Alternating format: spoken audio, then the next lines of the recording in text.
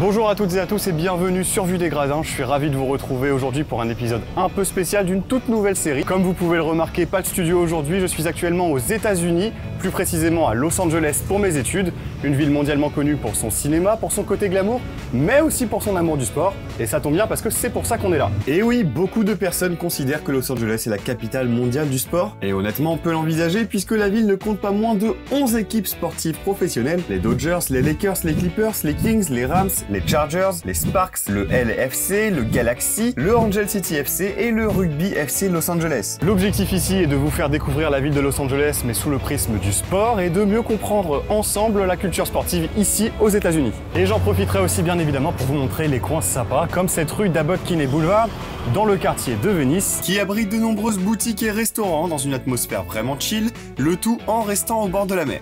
Et pour ce que ça vaut, elle a été sacrée rue la plus cool des États-Unis en 2012 par le magazine GQ. Ce quartier de Venise est un coin très apprécié pour ses commerces, son petit côté bohème et surtout sa proximité avec l'océan. Ce qui en fait le spot parfait pour vous parler sport.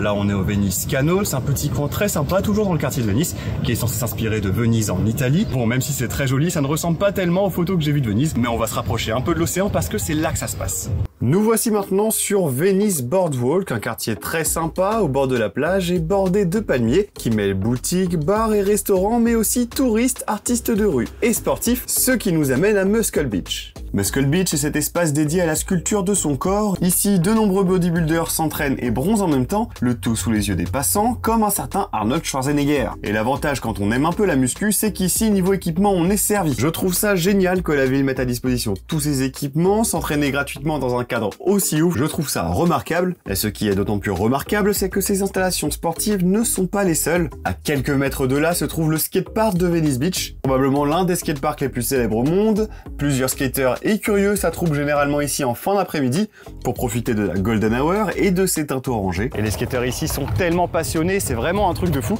Les locaux ici me racontaient que pendant la pandémie, ils avaient été obligés de recouvrir l'ensemble du skatepark de sable pour éviter que justement les skateurs ne s'attroupent ici.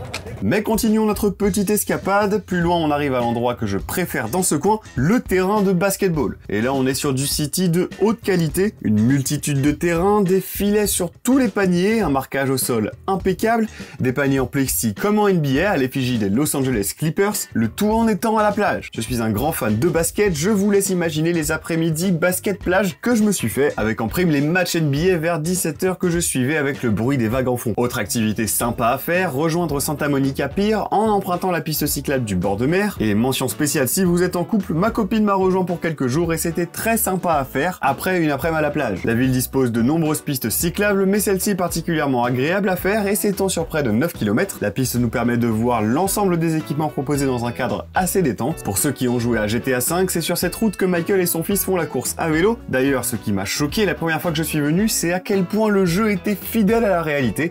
Je savais limite déjà où tout était placé avant même d'y aller. Au bout de quelques minutes, on arrive à Santa Monica Pier, cette jetée très connue qui fait partie des grandes attractions de la ville. Ici, artistes de rue et touristes se côtoient autour de restaurants et du Pacific Park, ce parc d'attractions que vous avez probablement déjà vu dans plein de films. En termes de population, ici, beaucoup de touristes, mais également plusieurs surfeurs, puisque la Californie est un grand lieu du surf, avec notamment Jack O'Neill, connu pour avoir popularisé la combinaison de surf. C'est aussi le créateur de la marque du même nom, spécialisée dans les vêtements pour le surf. Vous l'aurez compris, le surf est une véritable institution ici à Los Angeles.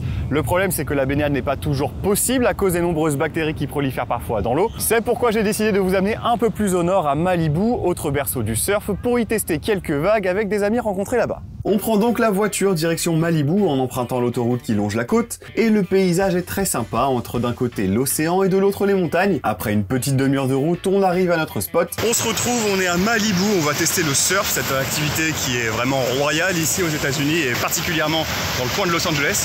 J'ai déjà des copains là-bas qui y sont, moi je vais y aller. Je vous tiens au courant de comment ça s'est passé. Et franchement, hyper bon moment, la sensation de glisse est juste trop cool.